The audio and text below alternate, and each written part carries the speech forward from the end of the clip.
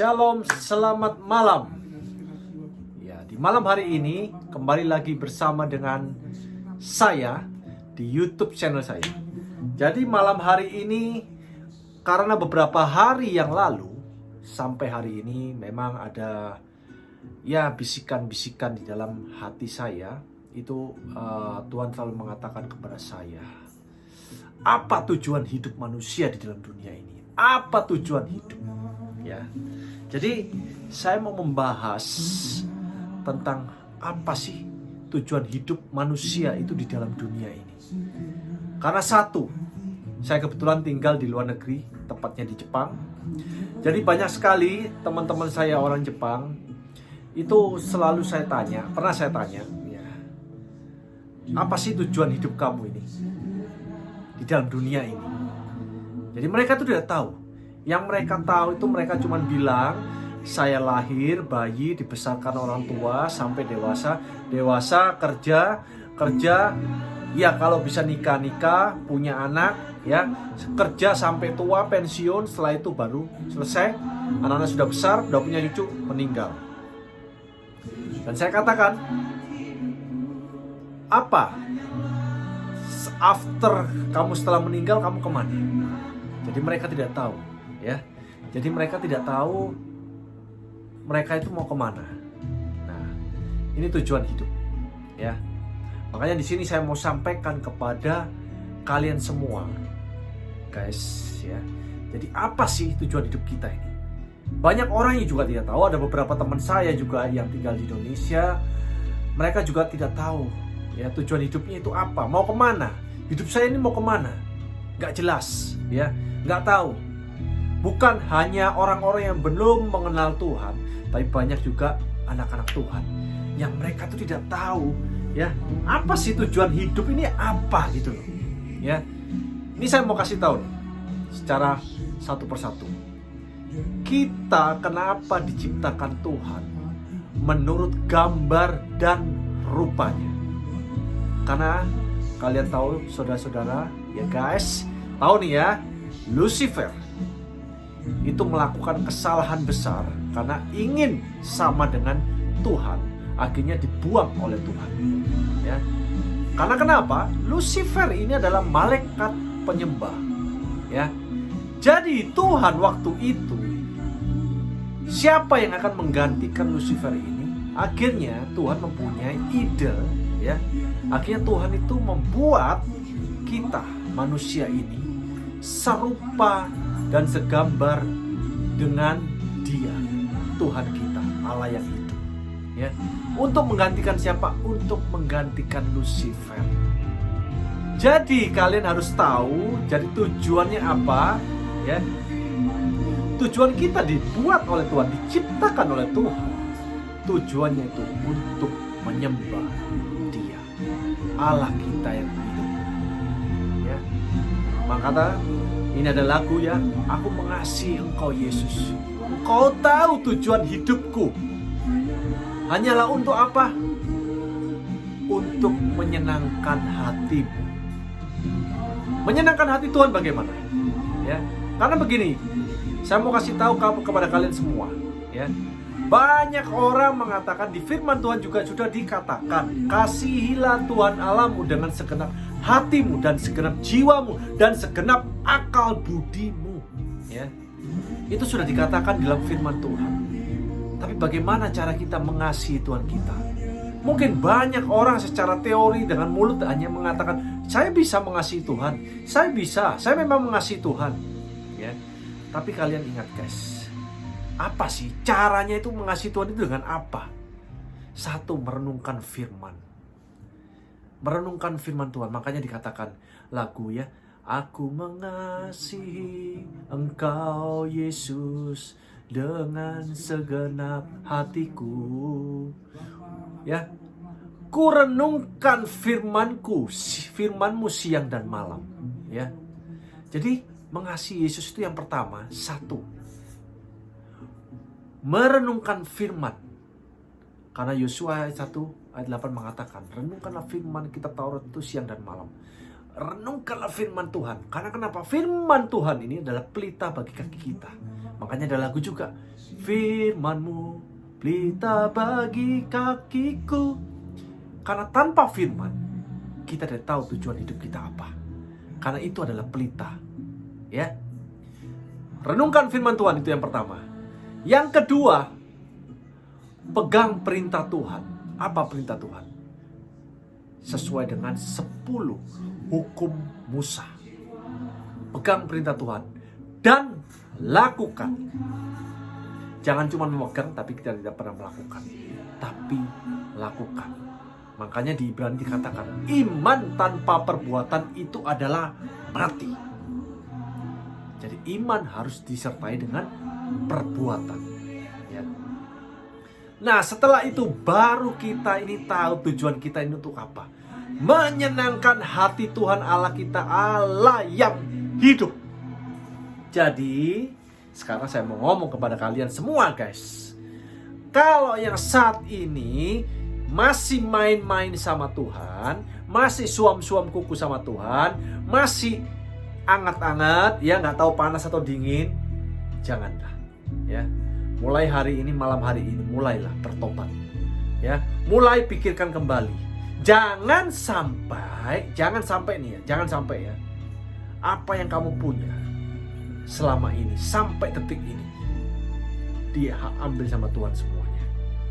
Ya. Kenapa saya bisa katakan seperti itu? Karena saya sudah mengalami semuanya itu, guys. Ya, karena corona ini Tuhan mengambil semua apa yang saya punya. Habis. Karena tujuannya apa? Tuhan bentuk saya.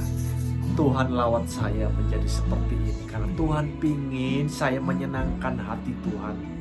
Saya pingin, Tuhan tuh pingin saya mengasihi Tuhan. Dengan apa? Merenungkan firman.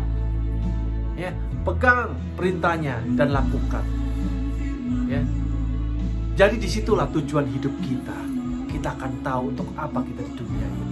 Jadi kita tahu dunia menghimpit kita, apapun juga masalah kita nggak pernah takut. Ya, karena kita punya Allah yang hidup. Banyak ya. Saya mau katakan kepada semua kalian, guys. Ya, kalian pengen masuk surga? Bukan karena amal, perbuatan, bukan karena apapun juga, karena semua ini kasih karunia Allah kita, Yesus Kristus, yang menjadi jembatan ya untuk masuk ke dalam surga. Ingat, hidup manusia itu 70-80 tahun. Ya. 78 tahun menderita karena Yesus, no problem. Tapi kita akan hidup kekal selama-lamanya di kerajaan surga. Ingat ya guys, kekal.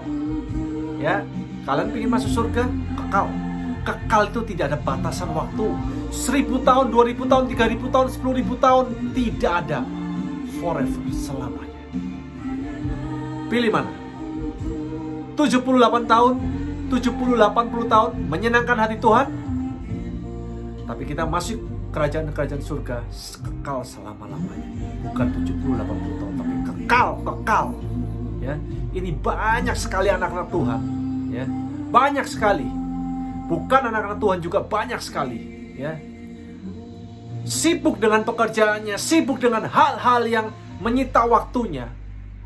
Jadi saya tidak bisa merenungkan firman Tuhan. Saya tidak bisa baca Alkitab. Saya tidak tahu kapan bisa baca Alkitab. Ingat, bukan kita tidak tahu, tapi kita tidak mau menyediakan waktu buat Tuhan.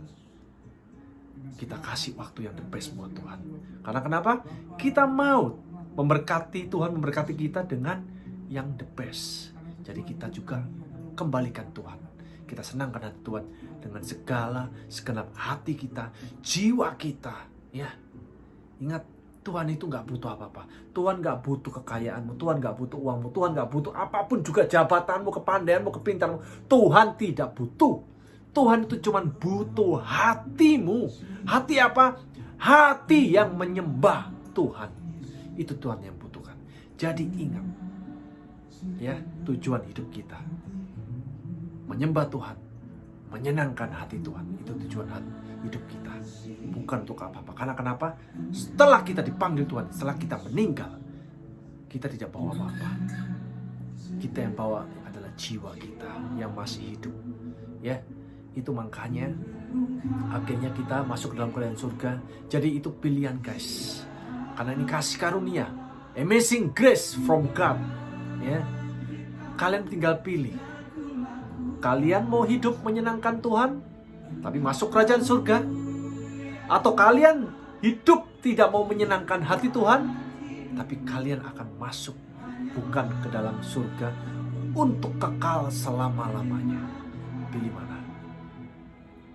Tuhan mengatakan, berjaga-jagalah, karena aku datang seperti pencuri.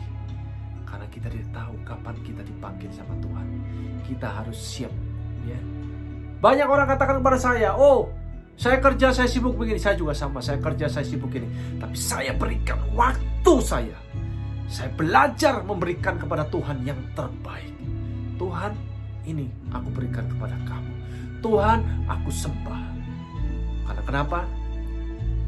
Tuhan sudah kasih pelajaran kepada saya di dalam hidup ini.